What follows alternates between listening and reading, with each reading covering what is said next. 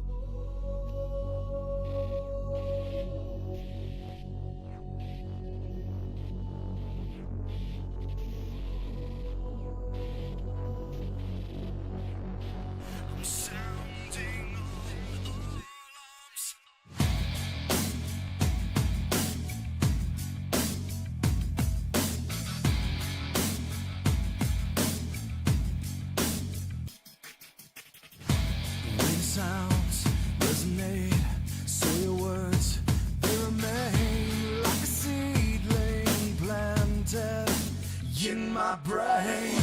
We'll go reverse in our plans, then return to understand how we got here stranded like the fall of man. Stop backsliding, you've got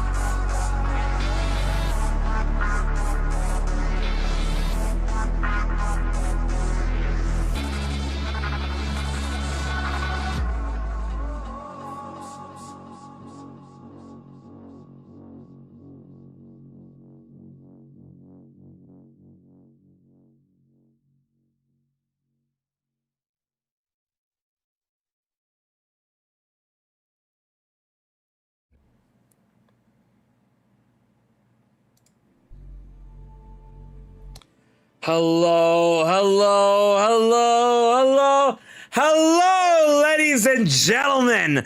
Welcome back to the Eclipse era of the Fifth Dimension, in which we are returning with episode 102, where we're going to be talking about Nintendo, Mario, Zelda, and yes, Pokemon, because we've had a big blowout when it comes to Pokemon Waves and Winds, or Pokemon Winds and Waves.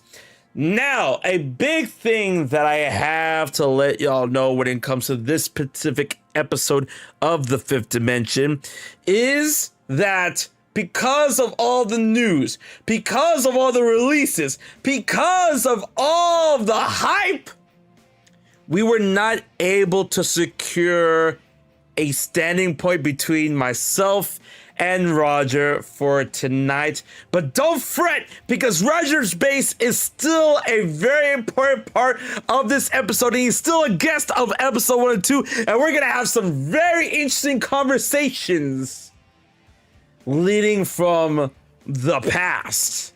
And that past will be made real momentarily, and I shall give y'all a good, hilarious commentary and when it comes to the past meeting the future. So let's get on started with episode 102 of the Fifth Dimension. Wait, I gotta do some. Wait, I gotta do something very specific. And wait for it. It's ready, so let's begin.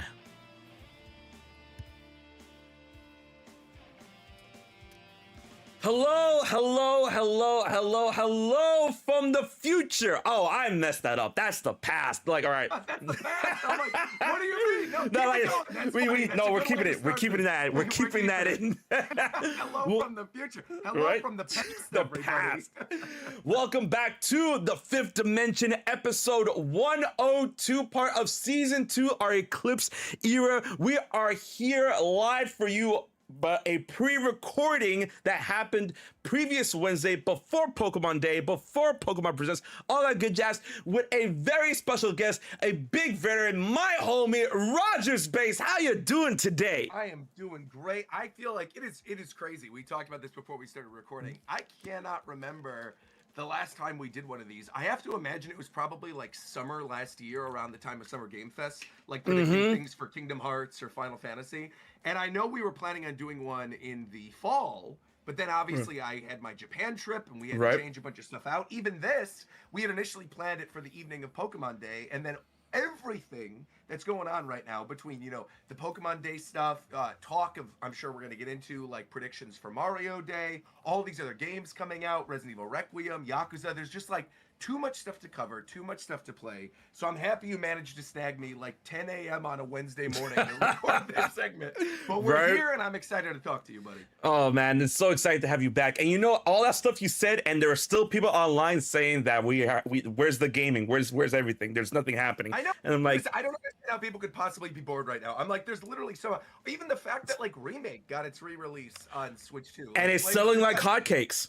Yeah, Dragon Quest Reimagined just came out too. It's just like there is so much if you're an RPG kind of person or you like Japanese games that I can't imagine being bored currently. Exactly. Unless there's a ball or a gun in it, then of course you're gonna be bored. Right. So even then, Fortnite's adding cool stuff. Dude, oh my God, don't even leveling and the Bleach characters. I'm like, this is fire. Damn, we're gonna talk about that before we talk about anything else. That's it. Like you saw that RogersBase just opened up a hole in the Fifth Dimension. Okay, so Fortnite. Have you been playing a lot of Fortnite lately or no? I've also been playing a lot of Fortnite because I'm currently doing a read-through of Bleach on my YouTube channel for my members, where that's one of those series that, like, obviously I'm a huge One Piece fan. I watched Naruto for the first time a couple years ago. So you got to finish the big three. Exactly. It was the stain on my backlog for many years. And so now I'm like aware of a lot of the characters and what happens. I think I'm at like chapter 400 or so right now of the read through. So we're getting pretty far in. And, you know, they just happened to do that Bleach collab for Fortnite, where they added Rukia and they added Orihime and Uryu and Ichigo. Well, I'm like, well, I got to hop back into Fortnite. And right as I started playing again, they then were like, oh, by the way, we're doing a solo leveling update with Jinwoo, Cha, and Igris. I'm like, bro, what is happening here? Why are you throwing in all these RogersBase characters? You know, it's funny because I still haven't seen anything related to solo leveling or everything except that meme with the blue god or whatever. So then, sure, the smiling face, of course. Yeah, so I'm like, you know what? I'm gonna eventually watch solo leveling, but I logged on the Fortnite. I was like, you know what? I'm just gonna get the back blimp just for the meme. So I just Can bought I give that. You a recommendation, actually, I would say don't watch it. Just read it. Read it. Oh, really? Yeah. Okay. The animation, I think, is good in terms of some of the action. Okay. But I don't think it really captures how pretty that series is. Okay. And so much of that series is like aura farming and things looking pretty. I feel like that's the reverse for a lot of anime and mangas, right? Where it is. You know? Yeah. Because man, there is some the reverse, but I would totally recommend the manga, or the manhwa, I guess is technically what it is. But I think you would enjoy it. Because like there's been a lot of like animes and mangas where I'm like, okay, this anime, I my first exposure from the anime, I'm like, oh, this looks beautiful. Then I read the manga and I'm like, yo, this is kind of ugly. Yeah. Like this is ugly. Like I know I'm gonna get flack for this, but like my big two examples for that is Demon Slayer and Jujutsu Kaisen. Wait, all right, to rephrase, when Jujutsu Kaisen first started, yeah, it was if you ugly. Watch Demon Slayer first, and then you're reading the manga. Of course, you're gonna be thrown back. I feel like JJK is also very scratchy when you read the manga versus the anime, but I feel like it's evened out a little bit. Obviously. Oh yeah, no, especially now we're in the second part. I keep forgetting what the name of it is called. The time skip manga. But it looks a lot better now. Long. Yeah. Yeah, right on. So we went into that for a little bit. Damn, that was funny. But let's go into like the first big subject of this because it's been so long since we talked, and I want to gauge how you felt about the Nintendo Switch 2 overall. Now that it's been out for a couple of months, we're almost at its first year. So how do you feel about the system? It's crazy, man. Like I feel like I'm living in opposite world right now on social media. I think everybody is like, I hate this. There's not enough games. It's too expensive. Everything. Thank you, bro. Like, so boring. I'm like, I don't. You know what I really think it is, and I've talked about this on Touch Base, and I've talked about this on some of my other videos. I really just think a giant portion of the Nintendo fan base, which I realize has always been the case, right? But I think it's more prevalent now than it has been in a long time. I think there's a giant portion of the Nintendo fan base that only plays Nintendo games. And when I say only plays Nintendo games, I mean like literally only care about Mario and Zelda. That Mario, Zelda, Smash. They've got like Mario Kart World, some of them played Donkey Kong Bonanza, some of them played Age of Imprisonment, and they're like, yeah, but I need the next mainline Zelda, I need the next mainline Mario. I'm like, bro, it's been 8 months. And we got Kirby Air Riders, which is great. It's good. Fantastic. I put 80 hours into that game already. And it's like, we got Kirby Air Riders, we got Age of Imprisonment, which I thought was pretty solid. You have Metroid Prime 4, Pokemon Legends ZA, Mario Kart World, Donkey Kong Bonanza, which to me, I don't know how you felt about it, is like literally one of my favorite Nintendo games of all time. Oh, I love Bonanza. Emerald Rush. I've done every event. Plus, you've got this like wealth of third-party games on this thing. Oh yeah, and that's again like it's that not all that most for the most part like they run really well. You know what I mean? Like all these third-party games. And even with like Mario Tennis recently, right? Where like all these people were saying Mario Tennis was garbage, and then like I'm playing Mario Tennis, I'm like, am I living in opposite world? This is easily like the best Mario sports game in years. I haven't played Fever yet, and I gotta. Like, I've been hearing. It's so funny because I've been hearing like really good things about Fever. I'm like, I gotta. But I was like turned a bit off from Mario sports games after Mario Strikers Battle League. I'm me like, too. Me too. Right. You're in the exact situation that I was in, where like I feel like Battle League was pretty bad. And I also feel like most of the ones that were on the Switch, or even prior to that, like on the Wii U, just like did not click with me. Don't even get me started on Ultra Smash, bro. I was like, there were just a lot of bad to mid games that came out in the Mario Sports series, and I understand people's complaints with Fever, with the adventure mode. If you're going in and you just wanted like a long single player game, because it's not that. It's like adventure mode, which I actually don't have a problem with now that I've played more of the game. Essentially acts as like a tutorial, like an extended tutorial to teach you all the different mechanics, like all the different hits that you can do, all the ways that you boost up your characters and use the Fever rackets and play doubles versus singles, so that when you're actually thrown into online and you're doing the trial towers, you're not like going in blind essentially.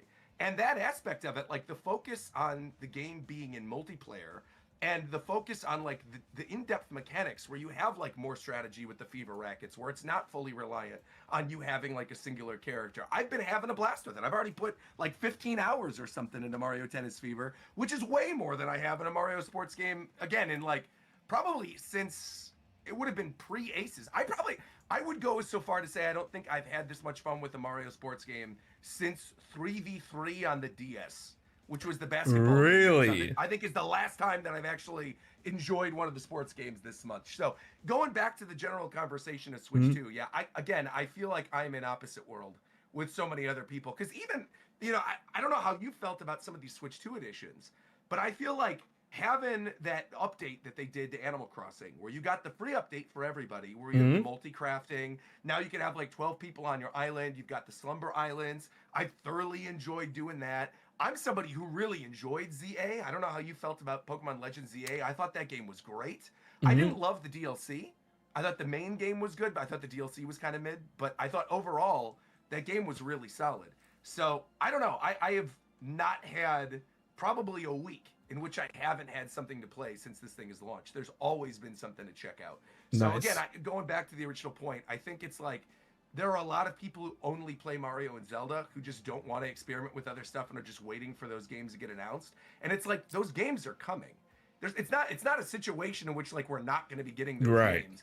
And also nobody is forcing you to buy this thing right now. I feel like people are reacting like you have to buy this thing at gunpoint right away. It's like, only bro, with Nintendo stuff that they react like that. You know what I mean? Which is like It's really weird. Like, just wait.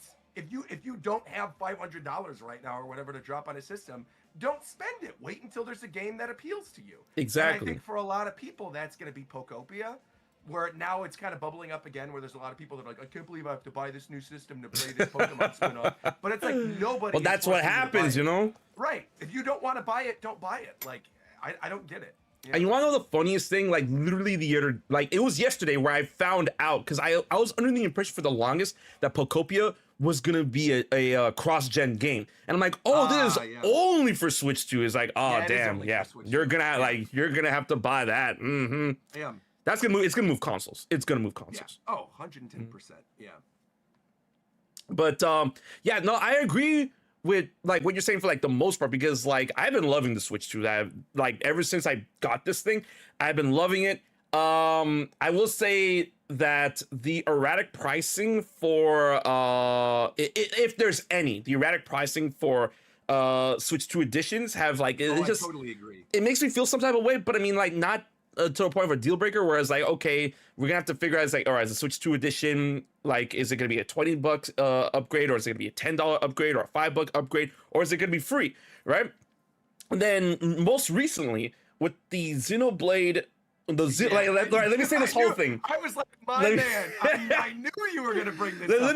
Let me say the whole thing. Please. Xenoblade Chronicles X Definitive Edition, Nintendo Switch 2 edition. You know, like I pay $5 because I'm like, give me this game in 60 frames, and the fact that it's it's 4K on the what do you call it on the dock, or 1080p on the what do you call it on the on handheld, and I'm like, I've been enjoying it a lot. So then color me surprised when I get on social media and I see that there's people complaining about it, and it got so big that apparently people are getting refunds for this, and I'm like, okay, so like explain this to me like I'm 5. Like, what are we complaining about? Because I personally, like, I could be someone that's like, okay, I need glasses, but I'm not seeing anything that's like, you know, a big deal. Because I mean, like, if it's running at 60 frames, faster loading time, and it has like 4K, it's upscaled 4K or whatnot, that's $5 good enough for me, because we have games, some developers on other consoles like PlayStation and Xbox that would be charging like $10 or like even as high as $15 or $20 for a simple upgrade without anything else like additional. But some companies do it for free, but you know, that's, you know, another can of worms. But I see people complain. I'm like, okay, the game's not falling apart. What's the big deal? I'm still playing it. I'm not seeing anything wild with it. So like, how did you feel about that? Yeah, I am more on the side of the people complaining with Okay. Xenoblade in particular. Why? Mostly because, which is crazy, because again, I'm like Mr. Nintendrone over here. I love Yeah. Nintendo, but like I do feel like Xenoblade in particular, I got why people were upset because just the month prior, right, Yeah. randomly on a weekday, they were like, here is a free Switch 1 to Switch 2 upgrade for Donkey Kong Country Returns. We're adding a new playable character. It's going to be, 4K or whatever on the dock. Yeah. It runs better. The loading times are better. Like, they added all this stuff that was free for that game.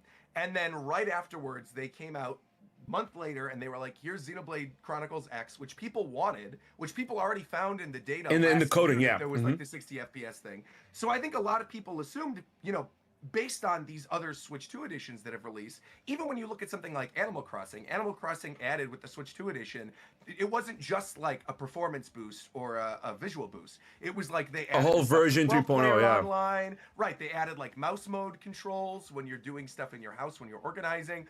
And that's only like what, $5 or something to upgrade with that. So I think a lot of people at least expected that, like, if it was something where it was just a performance boost, right? If, whether you're looking at something like Odyssey or Splatoon 3 or 3D World or any of these games that got those free Switch 1 to Switch 2 upgrades, I think Nintendo themselves sort of set this precedent where, like, if there is no new content, this will be a free Switch 1 to Switch 2 upgrade.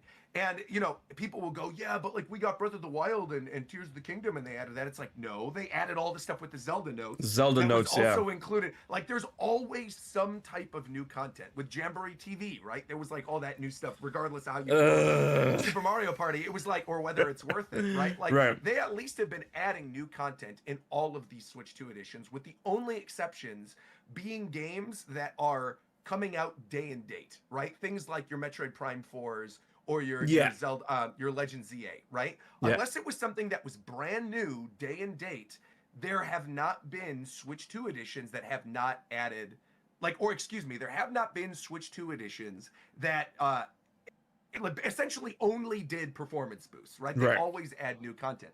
And so Xenoblade was the first one where it was an older game that they're charging you for a performance boost in 4K.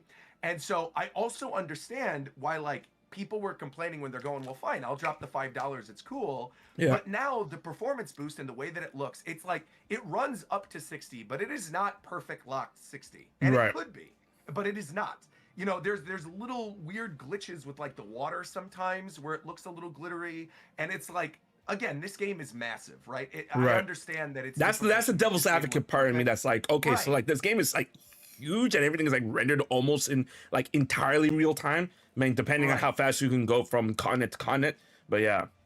But I think the argument would be, okay, if you are only going to do a performance boost, you damn well better have that thing running perfectly. Yeah, I get that. When you've already set the precedent for, your Odysseys and Donkey Kongs and Splatoons and all this other stuff to get these really significant performance boosts that are free. Right. And so I think it hurt a lot of things. I think, the other thing is being like Xenoblade Chronicles X, they obviously have all this other stuff in the background with the coding to make it 60, but I also think a lot of Xenoblade fans were like, this isn't the game we wanted this for. We want this for Xenoblade 2. Xenoblade 2 is the game that badly needs this. Like, to do a Switch 2 edition for something that already has a definitive edition over a game that badly needs it, that's standing out, that we've even seen footage of running better. It's just very strange to me. So I am kind of on the side of the detractors with the people who have been complaining about Xenoblade Chronicles X. Because again, I, like you, bought it. I was like, it's $5. It's not a big deal. I love the Xenoblade franchise. I want to be able to play it in 60 FPS. I want to have it on my system. But I do feel like, it was a little strange the way that they broke everything down. Yeah.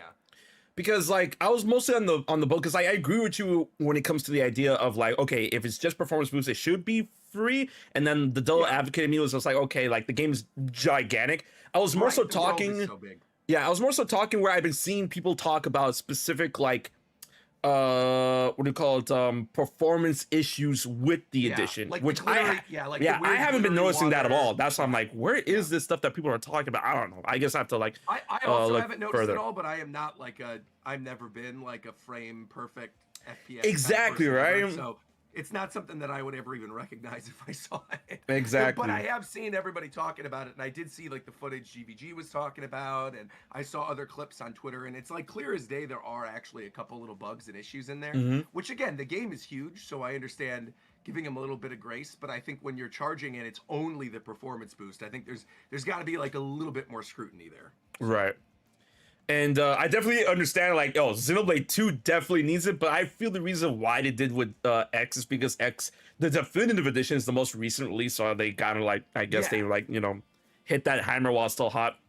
Yeah. But yeah, I feel like, give it to all of the games. Give me all of the Telstar's 2 editions for Xenoblade 1, 2, 3, and After X, because, man, that'd be a great way to hype up 4 when we eventually get it. Okay, so or whatever they're working on, right? Like I'm sure we're gonna see this year what Monolith Soft's been cooking up. So, it's happening. I'm waiting. I'm waiting. That summer direct is gonna go nutty. I already know. I mean, that's if we get a summer direct, because a lot of people really like they keep forgetting that Nintendo apparently is gonna be part of Icon, and I'm like, yes. Thank you for bringing that up. Nobody ever brings Icon, right? Like that's happening this year. Like, Isn't that April actually? It's happening. Yeah, it's like earlier. It's because like it's for all intents and purposes. If you guys haven't heard of Icon, that's Icon with 2 eyes. It's like it's basically the like. Okay, I don't want to say basically, but I'm using quotation marks here. It's the ESA is running it. So ESA is running, so it's like the spiritual successor to E3, right? Yeah, right. But it's happening a lot earlier, and I kind of understand why, because I mean Jeff Keighley has completely carved out that spot for Summer Game Fest. Sure. So totally agree. And then they already confirmed since last year a bunch of partners and stuff, and Nintendo's been on the list since last year, so as get ready for this, Square and Disney. So that's another conversation. But I'm excited to see if Nintendo's gonna be a part of that, and then whatever they have in terms of like big stuff, because going into the next point that we're talking about, we still have Pokemon Day, which is happening this Friday, which this is airing on, which we're gonna talk. We're gonna talk about that subject later, but I just want to say, like, the trajectory of events. We have Pokemon Day, we have Mario Day, which is happening the 10th of March. Then we have the Mario Galaxy movie happening in April, and then April we have Icon, and then maybe if Nintendo finally plays ball with Jeff Keighley, something at Summer Game Fest, but I doubt it, because it seems like, I don't know what it is, but I feel like Nintendo and Jeff Keighley in terms of like presentation stuff has been like not on the same page for years. But with all that being said, the next point I want to talk to you about going into those events and when an Oz trajectory, I feel like the next point is going to be, I want to say Pokemon for later, so let's talk about Mario Day, which is March 10th. And I feel that's what I want to say, like at Icon or before that, maybe we'll see a glimpse at the next big Mario title. And I don't think it's gonna be a 2D title, it's gonna be a 3D title, because a lot of people want to argue and say like, okay, it's not gonna be 2D because Super Mario Bros. Wonder, Nintendo Switch 2 edition, and meet up at Bella Bella Park, that's a fucking name. It's coming out really soon. Exactly.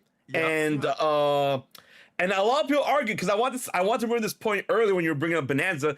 A lot of people are always like, what's the next 3D Mario? I'm like, I know a lot of people don't want to fucking hear this, but Bonanza, to me, that's a 3D Mario game. Like, I'm right there with you, man. I am like completely right there with you. Where I feel like Nintendo is big enough where they could have another team that's also been working on 3D Mario in addition to Donkey Kong. But I mean, it is clear as day that the majority of Bonanza was made up by that Odyssey team. You can see the DNA all over the place. So I do wonder if that is going to be the case, and we are going to be waiting a little bit for 3D Mario. Like, I personally do not believe we're going to see 3D Mario on Mario Day. On Mario Day, so no? Yeah. Not at all. No, I think what we're going to get is another little clip of the Mario movie and a reminder that it comes out in the beginning of April. Right. I think we're going to see another little trailer for the Wonder Bella Bell Park stuff. And then I actually think the big reveal for Mario Day, I truly believe, is going to be Mario Kart DLC. I really think that's what it is. Man, let it go. It's not happening. Let it go. I think it is. The thing is, there's a lot of signs when you look at that game of content that is very clearly being excluded from it. And I don't think this is going to be a situation in which it's going to be free DLC outside of maybe something like 200cc. But I fully believe We still because don't of have the fact that this 200cc. was the That's launch game- crazy. Right. Yeah. I fully believe, even if it's something as simple as that, we are going to see something related to Mario Kart Tour on Mario Day, because that is the one thing when you looked at all the announcements. Wait, Tour or regarding World? Oh, what did I say? You said Tour. I'm like, Tour's Oh, dead, the bro. World, the one that's on. No, of course, yeah. Switch 2. Switch 2. Yeah. Yeah, of course. World. Yeah, excuse me. I still call it Mario Kart Tour, which is crazy. No, but World. I just think when the situation we're looking at with that is they had purposely all these announcements about the 40th Mario anniversary during that last major direct, right? We got Galaxy 1 and 2, which we've now heard from the financials has sold extremely well. We got the announcement of Yoshi, which we still don't have a release date for, which is in spring. So I'm assuming I forgot that game's coming.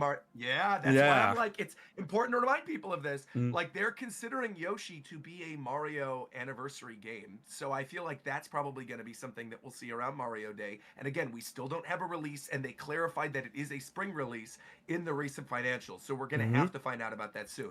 We've got the Mario Galaxy movie coming out. And again, weirdly enough, through all of these Mario announcements, they didn't say anything about World. You have to keep in mind, World's install rate for Switch 2 is crazy. There's been like, what, 18 million Switch 2s that have sold and 14 million copies of World? Of World, yep. There's so many people that have Mario Kart World, and it's clear that they are going to use that as their main Mario Kart moving forward throughout the lifespan of the system. And they're going to need to find ways to refresh it the same way that they found ways to refresh Mario Kart 8 Deluxe. And I know people have their issues with World, and I know people don't think it's worth the price, and I know there's all these other issues, but I really genuinely believe people are just forgetting about the fact that there's 14 million people that own that, and that Nintendo, you can see it clear as day with like the Donkey Kong and the Pauline costumes, where they each like only have one, or there's weird like blank areas of the map where they can very clearly add expansions to other islands. Like I brought this up on a recent conversation with Games Cage, where you look at this year and you look at the way that Nintendo positions tying in big announcements with their upcoming games, right? I think there's a very strong possibility of 2 major expansions, paid expansions for Mario Kart World. One in which, because again, you have the main world, the main hub, the island that you're already exploring. One in which it basically takes you into the sky, and you have an expanded like space-themed galaxy theme in order to coincide the movie, Yep. And another one that takes you underground that's Bonanza themed.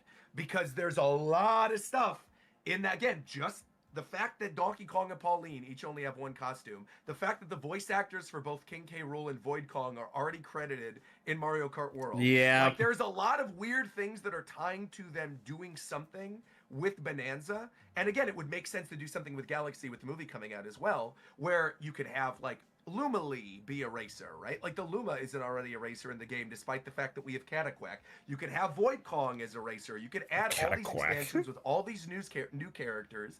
Plus, you know, you could find a way to separate, because I've seen that's a big issue where people are like, okay, if they do an expansion pack and everyone has the same island, what's going to happen if you don't have the expansion pack? My assumption is there's going to be something that takes you underground and something that takes you into the sky that you just have cordoned off if you don't own the expansion. Right. I also feel that with this expansion, because it is going to be paid, they are probably going to do something similar to the Booster Course pack, where they're going to offer it if you have expansion pack on Switch Online, where you have it complimentary with your service. And I think that's going to be their workaround. I think so too, yeah. Complaining about DLC, I think that's going to be their workaround. And again, I think all of this, I do truly believe this. I think Mario Kart World is going to get a big announcement on Mario Day. That is my guess. Okay. I feel that, and you know, it's fun because I know for a fact that people are gonna be rolling their eyes if that's the big like final thing. It's like, what, no 3D Mario, no this, no that. But I definitely get what you're saying, because, you know, personally, I was at the point where Mario Kart World, it was like, okay, is it gonna get DLC? It's probably gonna get some free updates way later down the line, kind of how like Mario Kart 8 Deluxe did, especially considering that we still don't have 200cc and whatnot. Yeah. Because I mean, the game is like, it's pretty packed. A lot of people refuse to acknowledge it, but the game is massive. It has like a lot of tracks. Yeah, a lot of tracks, a lot of characters, but I'm like, oh, but half those characters are like grunts, and I'm like, you know. And you know, something Fidel brought up that I thought was actually really interesting is like, I feel like they're not fully utilizing what they've already built into the game. right? With like knockout tour courses or all these, like they could very easily just make 8 more knockout tours that Oh, yeah. go in different directions that you could play online, utilizing the tracks that are already there. You know, they could throw in game modes. Like Shine Thief isn't present, right? Bring back Shine Thief.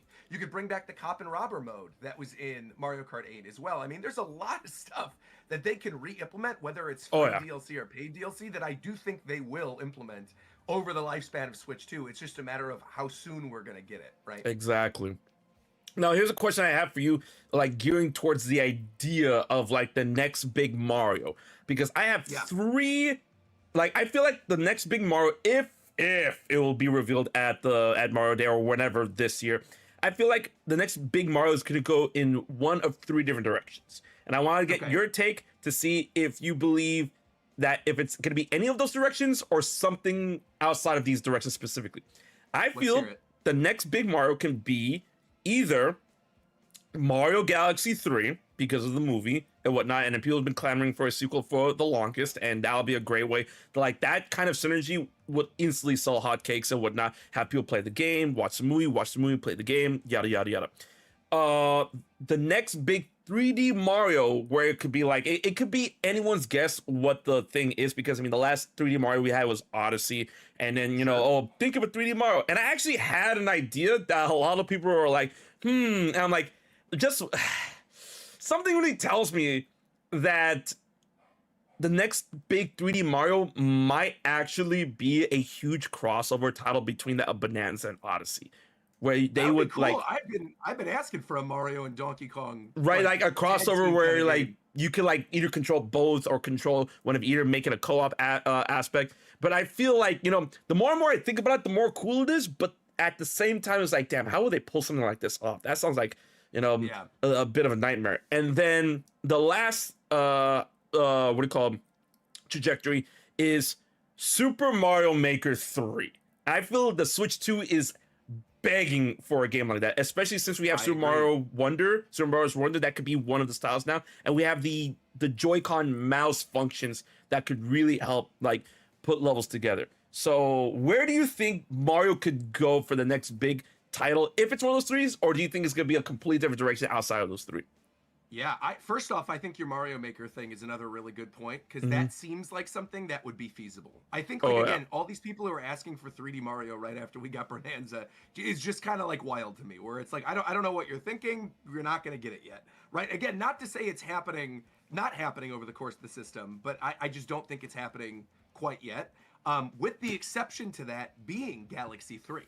Because I think Galaxy 3, now that they've re-released 1 and 2, you've got a new generation of kids excited about these games. You have the synergy with the film. And that team, I could see absolutely being a different team from the Bonanza team, right? Oh, Like, yeah. having a team that's dedicated to making like a Galaxy type game. Because again, those games, they are 3D platformers, but you're on like designated little planets. It's Mhm. not the same type of thing as like a Mario Odyssey or a Donkey Kong Bonanza. It's not truly sandbox, yeah. Right. So I actually do think the possibility is there, if they were going to do a 3D Mario within like the next 2 years, that Galaxy 3 would not only be the smartest bet, but I think would probably be like the likeliest choice to do.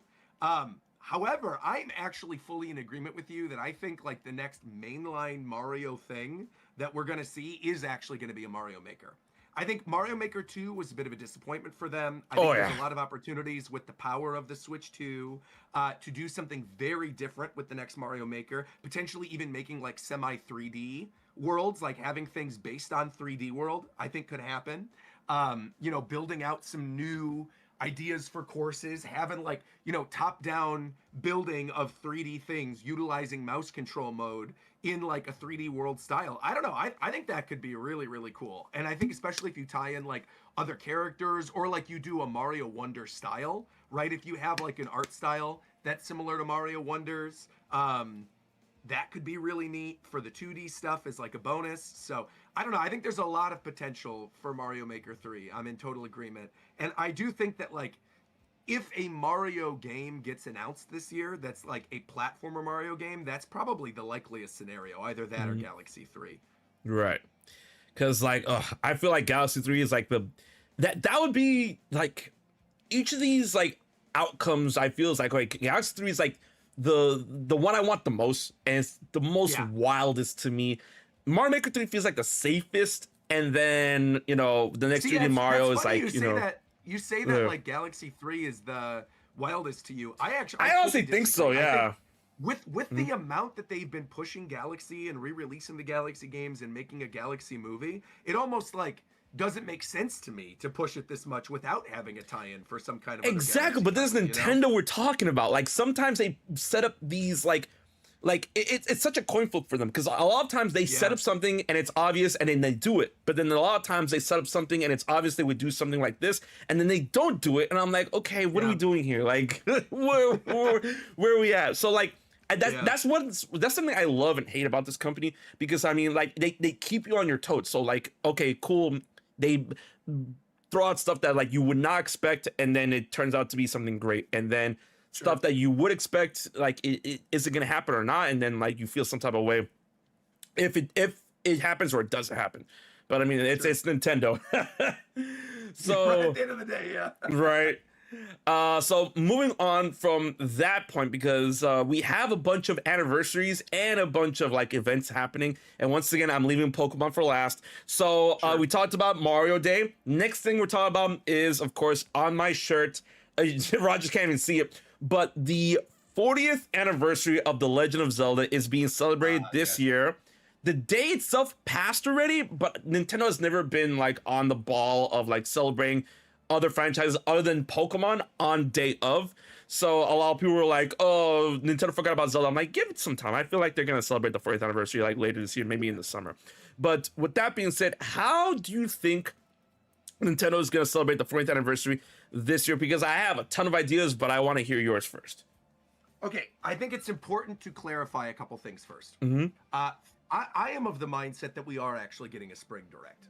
I think the reason we did not get one this month is probably due to the fact they did not want to compete with Pokemon Presents. Oh, absolutely. Yeah, With the way that they've been doling out information, like having a separate Tomodachi Life one, doing this thing with the Nintendo Live, with Wonder Switch 2 Edition and with Pokopia, I think the beginning part of this year with Fever and with Pokopia, especially Pokopia and Wonder, I feel like those games do not particularly demo well, and I don't think you can showcase like what makes them interesting in like a quick little like 1 minute clip, Whereas I think a lot of the stuff that we're waiting on information on, things like Splatoon Raiders, like, and again, I'm not even going to bring up stuff that we don't know, right? Things like Splatoon Raiders, things like Fire Emblem Fortune's Weave, things like Yoshi, right? Like Rhythm Heaven. There's a lot of stuff that we know is coming that we have no release dates for. Exactly. That we assume is coming sooner rather than later. And I think they want to get ahead of a lot of that stuff before the summer, because I actually think, and this is why I brought it up,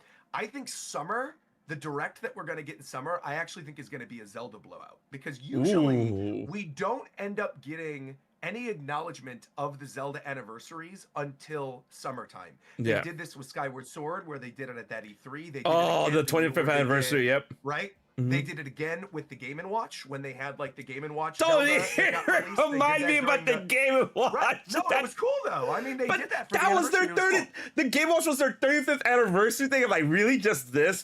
Okay, man. I mean, it was sick though. They weren't ready for like the next game, and they were like, here's this cool thing. So I feel like if they do something for Zelda this year, which I do believe they are going to do, some type of announcement. Again, I don't know if like a Zelda is going to release this year. I don't think this year, no. Yeah, I don't think he's releasing this year, but I do think like something gets announced this year, and I think it happens in summer during like the big summer direct. So again, I think Spring's direct is going to be focused on stuff that we already know about. Your Splatoons, your Fire Emblems, your Yoshis, maybe some other Switch 2 editions, maybe like one game announcement or something. And then I think summer is going to be Zelda. I also, and I've said this and people are calling me crazy. Oh, let's hear it. You know where I'm going with this. I truly believe the closer of the summer direct is Smash Brothers. In some capacity. Nah, dude, you're crazy. I'm not. Let me timeline this out for you. All right. Never. Listen, dude. Oh, bro. Wait. Listen. I almost fainted just now. Like the way I just laughed. Holy shit. Right. Okay. Let me explain something to you. And I did a whole video about this recently, and people by the end of it were like, "Oh, actually, you're kind of cooking." There has never been, ever in the history of a Nintendo system since Melee, right? Ever. There has never been a mainline home console that has not had a Smash Brothers within the first 2 years. Now, mind you, right, the Smash hype cycle normally lasts about how long, HMK? Let me ask you, how long? Usually about a year, right? Sometimes 6 months, usually about a year, at most 8 months. You know, if you're doing like a short-term thing, if you're looking at something like where they announced it in the March Direct for Ultimate and then eventually released it in like December, you could make that argument. But like at the absolute most, a year, right? Let's say it's a year. The Switch 2 turns 1 this summer. It's going to turn 1 this summer. If we are expecting some type of hype cycle for the next Smash, and they don't end up dropping the ball, which is that every single system, every time in the first 2 years, always has a Smash game released. And I'm not saying this necessarily has to be a fully built from the ground up Smash. This could be a Switch. No, it's gotta be a full new Smash, bro. Regardless of what it is, something Smash Brothers is coming in the first 2 years. It's literally never not happened. It has always happened. Okay. Whether it's with Melee, right? Came out around the launch cycle for games. Well, yeah, like literally like launch months of was planned to be a launch title for the Wii. And Sakurai was like, "What are you talking about? I can't make this a launch title. What are you smoking?" Then they announced it, right? Obviously that first E3, it was going to come out during that first year. Some people don't even remember this. That was originally a December 2007 game that then got pushed to March because they wanted a little more time. Guess what? Still falls within that 2-year gap of the Wii. You look at the Wii U, same situation, right? Wii U came out. We had obviously the Smash 3DS and Wii U versions, and 3DS technically doesn't fall into this category because 3DS had an extra year on the market. However, but you said home console, so yeah. Exactly. And you have to take into consideration that they were developing 2 games for 3DS and Wii U, right? And they still, within the first 2 years of Wii U, managed to get Smash 4 out there, right? Smash Ultimate, same situation. A lot of people were like, Smash 4 was, releasing DLC up to the year in which we ended up getting the Switch. So people were like, okay, we're probably not going to get a Smash Brothers anytime soon. What happens? We get the announcement March of the first year of the Switch. Right around the time.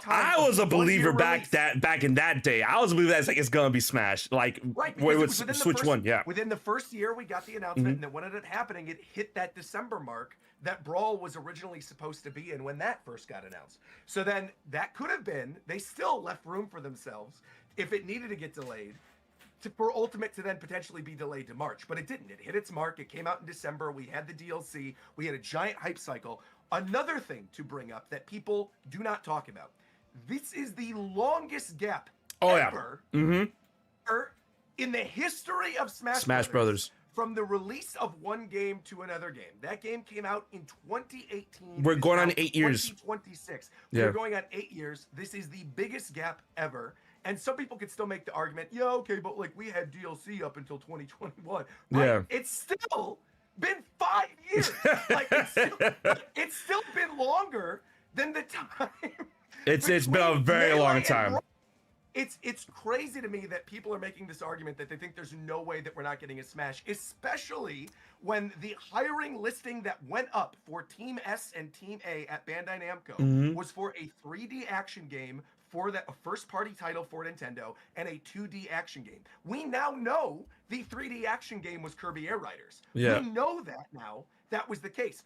What could this 2D action game developed by the team that previously made Smash Brothers possibly be? So right? I think people are being silly about it because they're like, Ultimate was such a huge game. Sakurai just finished Air Ride. There's no way. I'm telling you, within the first 2 years of Switch 2, there will be Smash, hell or high water. And if that happens, I really do think it's going to be the announcement, just like it was in the big spring direct 1 year after the Switch got announced. I think in the big summer direct, I think the closer is Smash. All right, so I agree with you, or like 70% of the stuff. Where I'm at is that I don't think we're gonna see Smash. Like, I agree with 100% of what you're saying about spring, releasing in December, closing in summer, all that stuff, but add a year to it. I feel all of that is gonna happen in 2027. That's what I think. I'm not saying it releases this year. Let me clarify. Oh yeah, I'm but saying wait, but the you're hype saying like, cycle oh, begins this year. Right, like, if it I'm gets saying revealed in summer- spring and then the right. closer in summer, it releases December. No. Again, no. Yeah. I was saying that's within the marker. You have to also take into consideration. I said that because of the 2-year gap with the systems, right? Yeah. Because the game systems, whether it was the Wii in November, the Switch in March, right? They were in these cycles where the games, if they were within the 2-year cycle, either was planned to come out that following holiday, which would have been the marker for when that system first came out, or in spring, right? Right. Or got announced in spring. That is not the case with the Switch 2 because we're not even 1 year into the Switch 2 yet. That's why I'm saying the 1-year marker for Switch 2 is this summer. I don't think Smash is going to be in any spring direct at all. This is, again, Right. I think the closer of the summer direct. It's I going to be think the Smash. people who, Yeah. I think the opening is what they did with Mario with that last mainline direct. I think the opening is going to be Zelda's 40th. I think the closer is Smash Brothers. I really, truly believe that from the bottom of my heart, that's going to be the summer direct. And that's going to be their big blowout. Because everything else, you have to take into consideration what we're seeing with like Remake, what we're seeing with Yakuza, what we're seeing with Resident Evil, right? These games are coming out now day and date with the system. And so a lot of stuff that gets announced at Summer Game Fest and around that time, a lot of these third-party things that are going to bolster the Switch's library, when they get announced at things like Summer Game Fest, they're also coming out for Switch 2. Oh, right? yeah. Like a lot of these big even stuff that was in like the State of Play. You know, people were hyping up that last State of Play with like Metal Gear Solid and with Castlevania. Bro, what do you They're think coming to those Switch 2. games are coming on? They're on Switch 2. So Yep. it's like, you know, when you take all of that into consideration and look at this year, that we're going to have a new Castlevania, that we're going to have MGS4 on an original Switch, not even just on Switch 2. You can play it on the original Switch. You know, Fire Emblem, Rhythm Heaven. I think the majority of their lineup, barring maybe like a Luigi's Mansion game in the fall, has pretty much already been known for this year. And so I'm thinking moving forward into 2027, you know, with a big Zelda release or some type of big Smash Brothers release, those games we're going to see for the first time in summer. Because I think they're going to want to do some big push around like the 1 year of Switch 2, being like, look at all the stuff we've already released, look at what's coming in the future, just to get people excited, not only moving into that, but also moving into the holiday season. Because again, another thing people aren't taking into consideration, this generation, I am presuming, is going to be Switch 2 exclusive, right? And if that's the case, that is going to move consoles coming into this holiday season with Pokemon. Like, that is going to be a huge deal. When they release a full exclusive new generation of Pokemon, especially hot off the heels of the first cozy game for Pokemon that's in March, I don't, it's on the fastest selling video game system of all time. I think people are truly underestimating how dominant Nintendo is going to look moving into this year, which is, I think, why they're not any rush to announce like the next 3D Mario or like Zelda or whatever too soon, because there's no need for it. Whereas like in summertime, by that point, a lot of the games like your Yoshi's or whatever, or Tomodachi Life, will already be out, right? So so that second half of the year and early part of next year is a lot more of a mystery. And that's why I think that summer direct is going to be a big blowout, whereas like the spring one is going to be a little more stuff we already know about. Gotcha. Now we are about like we're really like ramping up towards the capacity of time. So before like we hit that, let's get into the big spiel about this episode, and that is of course Pokemon Day. Pokemon Presents Pokemon 30th Anniversary. The Pokemon Presents. Let's get into the real spiel of that. Do you think we're gonna see Gen 10? I mean, yes, 100%. Yeah. I mean, it's not even like what? No, yeah, you know, there's sometimes they're like, oh yeah, no, Gen 10 is coming, and then like, okay, rephrase the question. You know who thinks that? You know who thinks we're not getting Gen 10 during this? Stupid people. That's who thinks we're not getting No, say. Let me it's not rephrase even that. worth acknowledging. Yeah. let me rephrase that, because I do believe we are gonna see Gen 10. How much of Gen 10 do you think we're gonna see at Pokemon First? That's what I want to ask. Okay, that's fair. Like, is it like a teaser, or do you think we'll actually see like gameplay? I think we're gonna see in-engine. I don't necessarily know if it's going to be gameplay. I think we're going to see an engine. I think we're going to have the title reveal. Yep. And I think potentially the starters. Okay. And I think that's it. I'm not expecting too much more. I would love to be surprised and for them to do more, but I really think it's going to be a title reveal, show that the game doesn't look like dog water. Right? Right. Who are upset about that's not held together by duct tape. Right. And so I think they're probably going to want to showcase like, hey, no, the game actually does look good. here's it running on Switch 2. We are, taking this seriously, and then maybe like the reveal of the starters, and that's that. Yeah. Exactly. And I honestly, because I mean, there's been so much talk about like, the leaks and all that stuff and blah, blah, blah. And, like ever since that big blowout a couple of months ago Sure. or whatnot. I'm not too keen on the idea of it actually being called Pokemon Winds and Waves. I actually believe like, okay, that's how it's called internally. Have it some like, I wouldn't say actual names, but like some Pokemon names. So like, what do you think about the names Winds and Waves? Are you fine with that, or would you rather actually be called like something? I don't care what it's called, so long as it plays well. I literally don't care. You can call it poop and pee, and I'll like it still if it plays well. Really? I don't care. But yeah, dude, I have no, yellow for I don't care what yellow the for names are, Pikachu, bro. brown for Eevee. You heard it here right. first. No, I think Winds and Waves I actually think is a nice title. You think so? Yeah, I like those. I think maybe that is just what they're calling it internally, and that's not actually what it's going to be called. But I mean, Right. I have no stake in like what the title is. Again, they can so long as the game is good, they can call these games whatever they want. I still think it's crazy that we got Sword and Shield and Scarlet and Violet before we got some other very obvious ones. Like one that I'm shocked we still haven't had yet is Pokemon Bass and Pokemon Treble. Like some type of That's music cool. theme, sound theme. Like I'm shocked we haven't gotten that yet. Or like just I don't know. There's plenty of other pairings that I feel like they could have done. Pokemon Space, Pokemon Earth. I don't know. Yeah, Well, something. Wait, Pokemon Earth wasn't that Scarlet- like an app or something? No, it wasn't. Like or something. I don't Earth, know. I think was an app that was like on Cerebi or something. But Yeah. no, I feel like for the most part, yeah, I don't really care what they call them so long as the games are good. Yeah. Gotcha. And I do hope, like again, you guys might be laughing at us if you're hearing this later after Pokemon presents. But like I do think for the most part, people are going to be happy with the way that it looks, is my guess. I think there's always I gonna hope be so, people who too. are just gonna hate Pokemon for hating it. Yeah. But I do think it's going to look better than I think people are expecting. Right. I think people are expecting this thing to look terrible. And I don't think it's going to, because I think it's going to be Switch 2 exclusive. I don't think this is going to be cross-gen. Yeah. I feel this game has to be Switch 2 exclusive. Like Nintendo's I like agree. use their position within the Pokemon company to like strong arm them to like, okay, we need to move consoles. Keep this on Switch 2. Right. And it's gonna like have this exclusive is gonna. Oh, for sure. Yeah. And another question that I had for you is that there's been a big, like, I wouldn't say argument, but discussion, debate on how Gen 10 should play.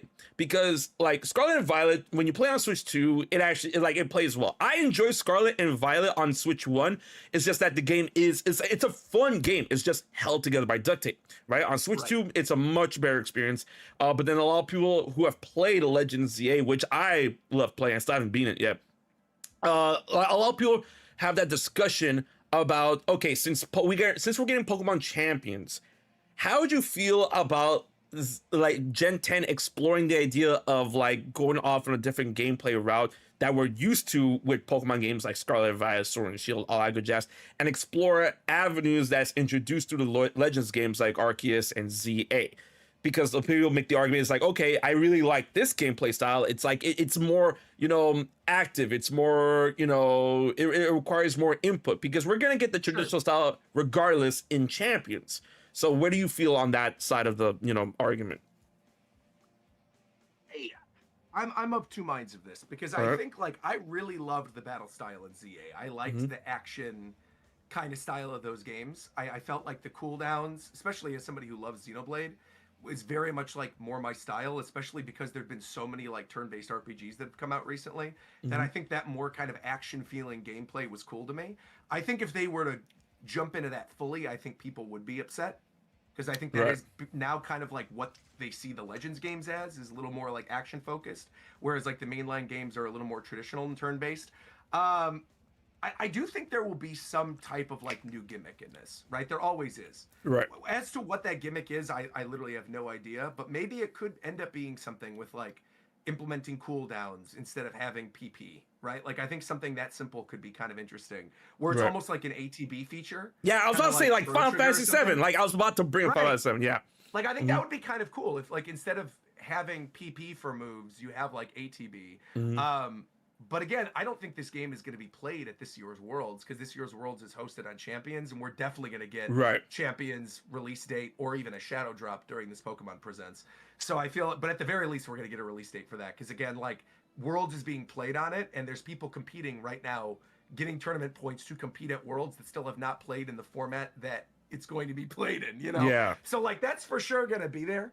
Also, the World's Champions format is strange, right? Because isn't it that like every gimmick is activated where it's like Z moves and it's megas and it's Yeah, and I think you have to matching? select a certain amount. It's like if you're gonna use one, then you can't use the other and whatnot. Right. So, So that makes yeah. sense to me for like their fun kind of thing that they're doing for VGC for the 30th anniversary, where it's like, look at the celebration of all these cool mechanics from, you know, all these other games past. But I do think, you know, moving forward, like Worlds the next year will be played on Gen 10. And I'm sure that gameplay style will be implemented in Champions in some way. I feel like Champions, they're probably going to want to use as not quite like a battle simulator showdown type thing, but as your more battle-centric type game. Right. I think the question is really if there's going to be a dual format moving into next Worlds, if we're going to get like a Champions format and a like Gen 10 format, because that could be kind of fascinating if they end up doing two. But I think only time will tell, you know, and I think Right. it depends on how different the gameplay style of Gen 10 is going to be. I Because- really don't think it's going to be too crazy though. Right, because I said that's the thing that keeps on, like, you know, it's like always in the back of my head, considering that when we first learned about Champions in general, I'm just like, okay, moving forward, it's obviously they're going to be planning VGC around this and whatnot, and then you can play it Most from your phone. definitely.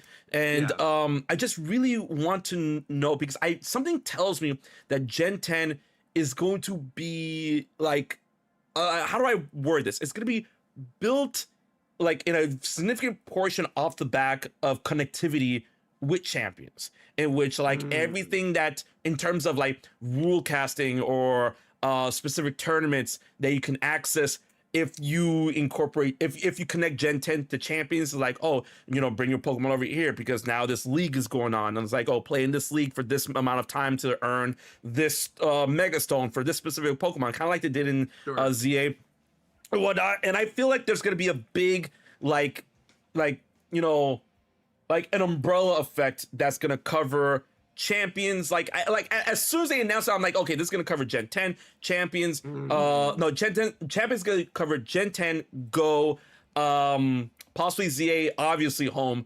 And I feel like once Gen 10 is out or revealed at the very least, they're gonna explain this like this big synergy project and whatnot. And I feel like Champions and Gen 10 is going to be like the main two pillars of that. If not Champions being the main pillar, and then Gen 10 is going to be like working intrinsically with that. And I'm like, we're in the day and age where everything needs to kind of be online. So I mean, like, especially with Pokemon. Yeah. So we'll see how that pans out. But something I want to ask before we get into the final segment of our chat is that, and this is going to be like a really, really like fun idea. Knowing every move you made and every choice you made with all the Pokemon games, specifically with the starters. We haven't seen them yet. Sure. What starter, if you had to choose one right now, it's like no thoughts, just action. What element starter would you choose right now for Gen 10? Not seeing the designs, not seeing their final evolution, not seeing like if they get another type. What would you choose right now? Fire, grass, or water? Go. I mean, I have to go through in my head real quick what I chose in the other generations. I feel like when I was a kid, I always started with Squirtle. And then as I got older, I usually started with Bulbasaur. And so that's like water and grass. Second gen, I was a Totodile boy, so that's water. Third gen was Torchic or Trico, fire or grass. Fourth gen was Piplup or Turtwig, usually. I wasn't a big Chimchar person. So I feel like that's, again, water and grass. Fifth was Tepig. I always went with Tepig. So that's fire. Sixth was Kalos, right? Yeah. Oh, that's Greninja. That's, yeah, without a shadow of a doubt. Easy, like. That was an easy choice, yeah. 7 was Rowlet, because that was Sun and Moon. So, again, easy choice for me. 8 was Sword and Shield. That was Scorbunny. Again, easy choice. And 9 was Scarlet and Violet. Bro, I'm literally forgetting the Scarlet and Violet starters right now. Oh no, Quaxley. It was Quaxley. It was Quaxley, yeah. I chose Quaxley, right. I think based off of all of that, in my gut, it's telling me I'm gonna go with the grass type. The Having not grass seen any type. of the starters, I feel like it's probably time. With Score Bunny having been where I went with Sword and Shield being fire, and then Quaxley being water for Scarlet and Violet, I feel like the next one's probably gonna be grass for me. Yeah, but I don't Nice. know. I don't know. Again, watch the grass one be like the ugliest looking. Right, and that's why I'm like, everyone in the future watching this episode, Right, note right, that he right. chose grass from this point. Right. Oh my goodness. Now, to end off this very special episode of The Fifth Dimension, we do have the upcoming Netflix release of One Piece Season 2, which is happening on Roger's birthday, which is insane to me. And Crazy. Yeah. you guys already know, out of the big three, that's like the only one I didn't actually partake in. Not because I have anything against One Piece, it's just it just never like manifested. So RogersBase, within that of, let's see, 2.5 minutes, I want you to sell One Piece to me. Wait, to sell One Piece? Have you watched season 1? Oh no, I've seen the Netflix thing. No, I'm just saying, I've seen the Netflix thing. I thought it was really cool. I'm just One Piece in general. Just sell this franchise to me right now. I think that's your answer though. Did you enjoy season? Because I think for me, Arlong Park has always been that. I know it sounds crazy, but that's true. I feel like if you get to Baratier, actually is the first one.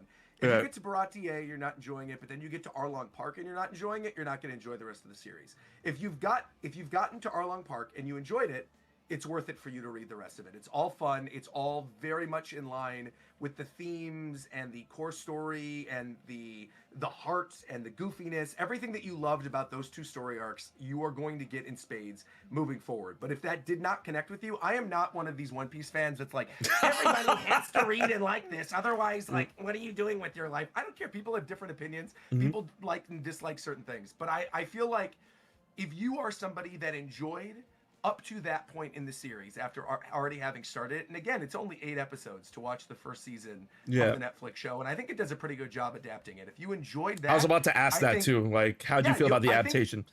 I think they did a great job of like considering what they needed to include and cutting out certain things. I think it was good, so if you watch that and you enjoyed it, I think you'll enjoy what's coming, but again, if you're somebody who like you got to Baratier or Arlong Park either in the live action or the anime and you're like, this doesn't jive with me, literally don't push yourself. Like there's plenty of other things out there to watch and read. Like, don't do it, right? But again, if it connected with you, great, that's perfect, then continue on. But yeah, I'm very much not one of these people. It's like everybody needs to like this thing that I like, and quite frankly, I feel like a lot of that, when people are like that, comes from a place of very deep insecurity. Of people who will like, they'll say that they like an anime on Twitter or they'll like a manga on Twitter, and then all these One Piece fans will jump on them and be like, "Yeah, but it's no One Piece." Yeah, like, I see that a lot, and I'm like, but insert character here can't beat Luffy in Gear 5, and I'm like, yeah, right, exactly. You're like, all okay, right, so like this wasn't the conversation. Right, exactly.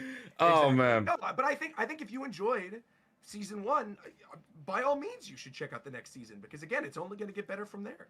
Right, and it's funny because like, so I know enough. Like I know enough about One Piece in scattered patches, thanks like through osmosis, like from people like Roger and a bunch of my friends online. They adore, not online, but I mean in IRL. I mean IRL.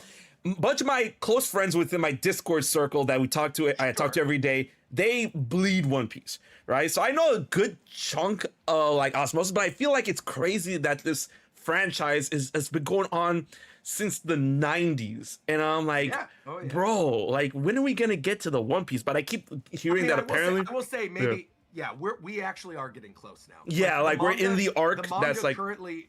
Well, no, we're not in the arc, but we're in the story saga. Okay, which is the final saga of the story, meaning like the next few story arcs are the last few story arcs. Gotcha. So we are at a point where like if you have wanted to catch up, and it's now become a lot easier to catch up when you can like watch Netflix and that essentially that covers like the first 100 episodes of the anime, or like does it really? Season 2 that's I mean it covers wow Logtown, because the opening of season 2 is Logtown, which is episode I believe 100 of the anime, I think, or that's chapter 100, and then like maybe like episode 50 or something. But I mean like it's taking you through a very sizable chunk of the anime if you just watch that first season.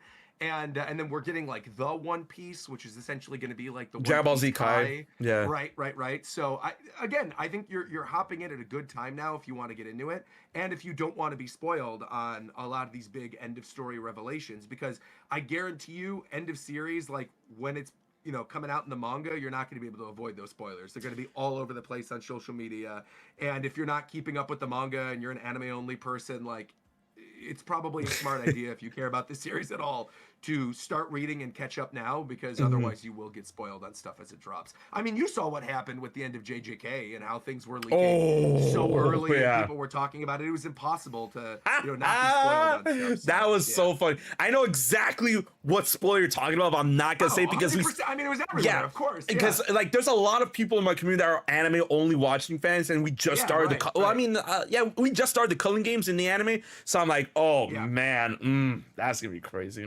Yeah, it's I think that I think that spoiler that we're talking about, I think that shit is gonna be a movie. I think they're gonna adapt that specific section in the movie. I do too. I think so too. Yeah. But you'll never know, chat. The JJK movies have been. Yeah, right. Oh God. We're gonna know in a year or two, when it happens in the anime. Exactly. And that's funny. Like that's a good way to end this conversation. It's because like I've been talking about this with my community a lot. It's like y'all need to understand, we are in the day and age where very important anime arcs are going to be adapted into movie, because now that's where the money is. And I've been seeing many people. One Piece does that. One Piece has still not done a fully canon movie yet. Ever. But isn't Red kind of canon? No.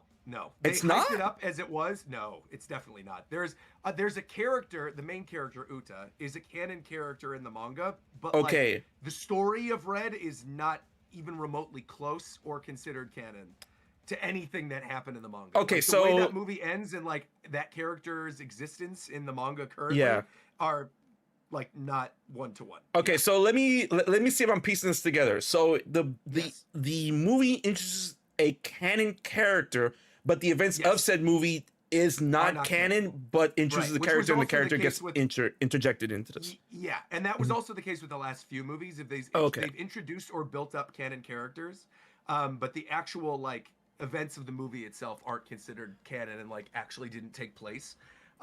So I think one of the things coming up, without spoiling you, because obviously you're not caught up.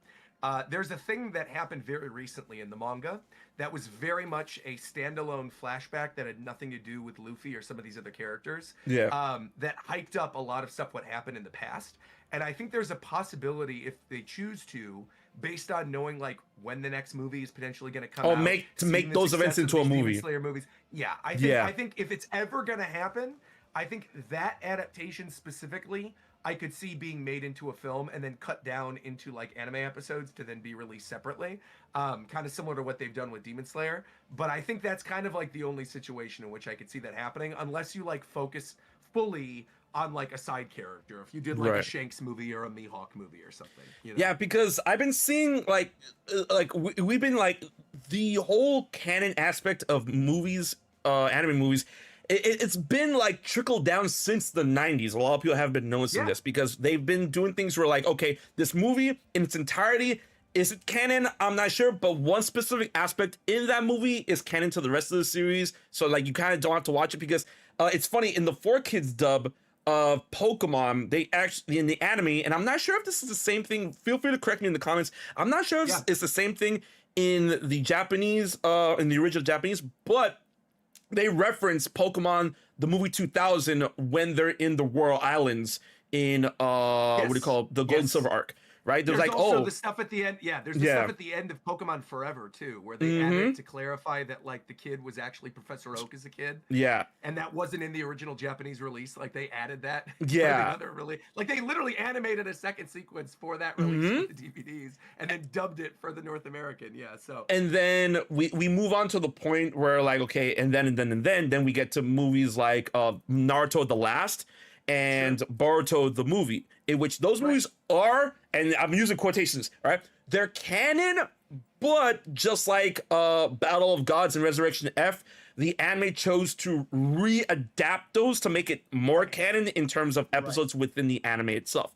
And now we're in the day and age where it's like, now this movie is straight up canon, and we're not adapting this in the series, so you better watch this shit if you want to continue the story, right? Because it's making money now, right? Yeah, and of course. I remember one of your mods that's in my chat, Rob Harley, he's like, I hate the fact that he's like, I hate the fact that this is the thing. It's like, yeah, you better get used to it because that's where the money is, dude. Rob actively does not want the Rocks movie. Which is like the character I was referring to earlier. I don't know what that is. Yeah, okay, all right, yeah. That is, but that character is like a central character to this flashback, and there's a lot of people who are presuming that could be the first canon movie, and yeah, Rob definitely does not want that. He's been very active in my chat for a long time saying, please do not do a Rocks movie. I would hate that. Yeah, because like I've seen that sentiment online. It's like, I don't want to do homework for this. Is like, and especially considering that and I learned this from Rob, that some nations, bro, movie ticket prices are expensive, man. Yeah. And I'm like, okay, now I know why you hate this shit. Like, this is, bro, if you're in North America though and you're not an AMC Stubs list, like, what's wrong with you, bro? Dang, you're wasting money. If you go to the theater more than once a month and you're not a Stubs member, like, what are you doing, dude? All right, so we're gonna end the fifth dimension with this specific quote. Do you know the reason why I go to the movies pretty often, and you know why I'm not an AMC Stubs member, Roger? Because AMC by you? No, I have plenty of AMCs by me. It's just that the reason why I don't is because I hate kids, and I go to theaters where they're not allowed. So that's why. Wait. AMC has Stubs member screenings, dude. You just go during the day. You're a YouTuber. What do you? I know, but then they still bring like a babysitting kids, and they still bring them, and then like bring a baby kid to a 3 o'clock screening of The Brutalist. I mean, like, man, like, you be surprised with these parents. They just like they do it, man. They do it. Also, my local AMC is kind of sticky, so I don't want to go there. Oh, that's gross. Yeah, you don't want to go. Mine's nice. I'm Glendale. Oh, Burbank, wow, that's like literally the AMC Burbank that's like down the street from me is the highest grossing AMC in the entire country. Right. So it's like, ours is very nice, and we get all the cool IMAX things. So like with Kiki's delivery service come in to IMAX, those tickets are included, or like any of the early screeners for like the Marvel movies, they do the fan screenings like a day early usually. So yeah, man, that's the way to go. Nah, I like going to the Cine Bistro. And before anyone takes what I said out of context, it's just like, I don't like screaming kids at the theater. All right, especially when it comes to movies that like pieces of up. Like screaming kids in the theater, that doesn't make. What would they possibly take out of context with? They were like, oh man, like, oh, so you are you hating on children? Is children not allowed to have fun? It's like, yeah, I am. RogersBase am saying that, yes, if your kid can't behave, do you think parents, a 3-year-old like, going to the movie theaters, I was do you think parents with small children are not allowed to go have fun too? It's like, yo, get a babysitter, man. Like, what are you doing? Or literally just like be a good parent, dude.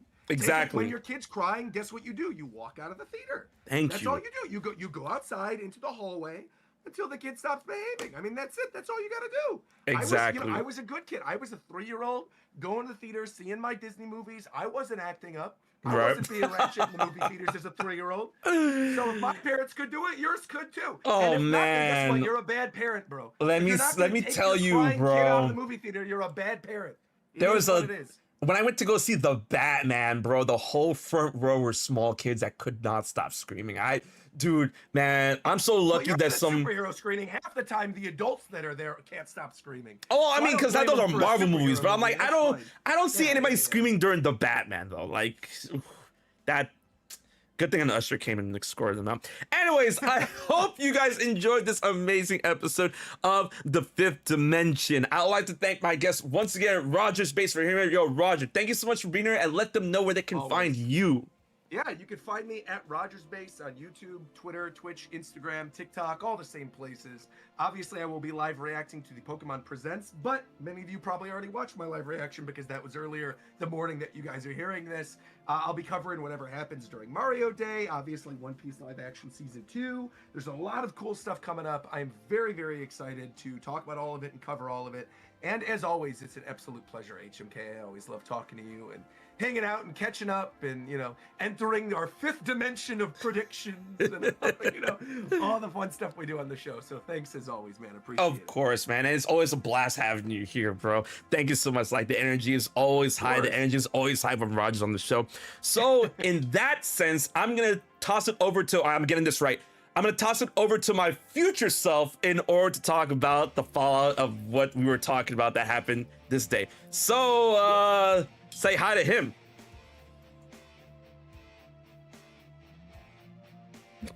What? What is good, ladies and gentlemen? It's your boy HMK with the fallout of the fifth dimension that featured Roger. And yes, we had to record that early because he was indisposed. But now we're here talking about Pokemon wins, Pokemon waves, and the fact that this is the funniest shit. You guys need to understand the funniest shit.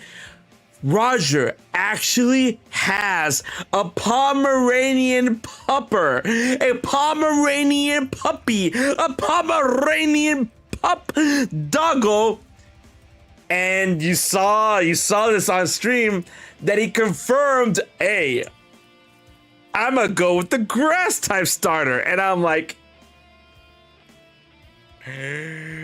what?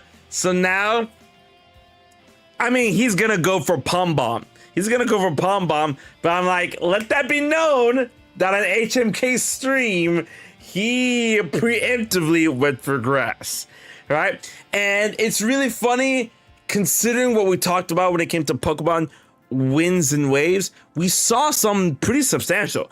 We saw gameplay, we saw in engine, we saw everything within that of Switch 2, and it was for Switch 2, and I'm really excited for the game, and I know that a bunch of y'all are excited for said game. Among other things, it's gonna be good, it's gonna be great. But of course, Roger and I have been gearing up and getting ready for Pokemon, as well as Nintendo, as well as Resident Evil, and it's gonna be nice. So with all things considered, when it comes to the conversations that Roger and I had when it comes to Pokemon, what starter are you guys gonna go with? Let me know in the chat below. And Roger, as always, has convinced me, cause you need to understand, Roger and I, we go way back. We go so way back. So here's the thing, here's a very, what's the word? It's a very vulnerable side of me that I'm gonna reveal, a verbal side of Roger with all that good jazz. We've been doing consecration for a long time. So long that both he and I literally started at a very similar pace, and we've come to know each other and become friends, close friends, from what we'd experience with the game 5-10 years ago. 5 years ago, 10 years ago.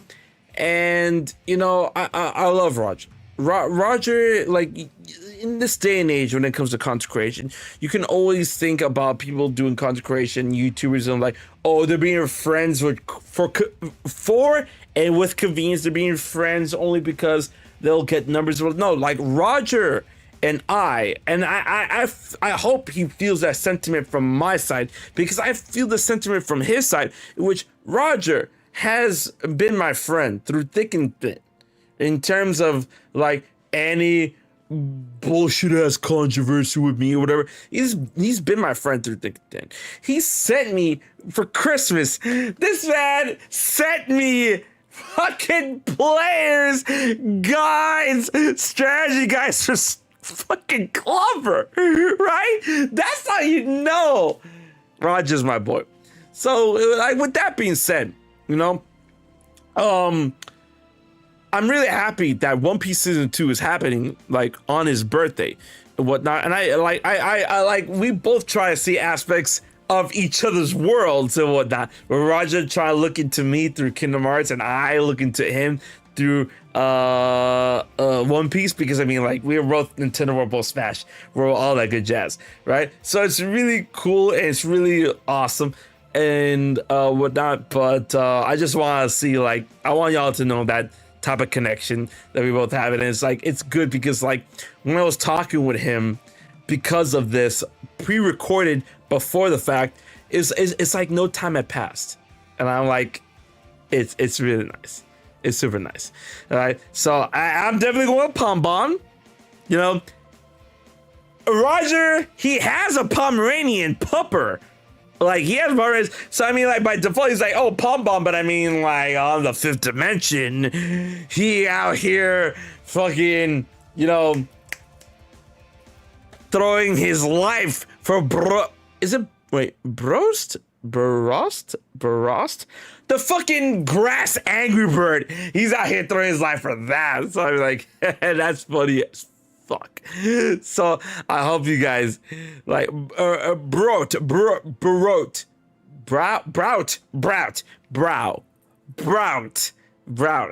Oh, because it's angry, and your eyebrows, in which you're angry, is on your brow. Eyebrows on your brow. Brout, anger. I figured it out. I figured out the brout. Brout is figured out. You're Roger. You're finished. Let's go. So, with that being said, I hope you guys enjoyed this episode of The 5th Dimension and the fun we have, because I, as well as Roger and everyone else, am excited for Pokemon Winds and Waves when it comes to Gen 10. Those are undecided.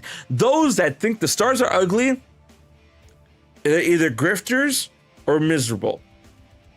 And in the 5th dimension, embrace those and bring those into the 5th dimension that knows to love and love hype and love excitement.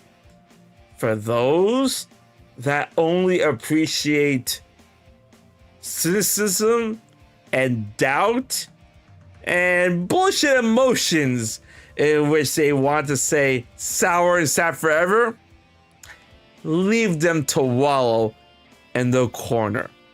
Let them be miserable by themselves.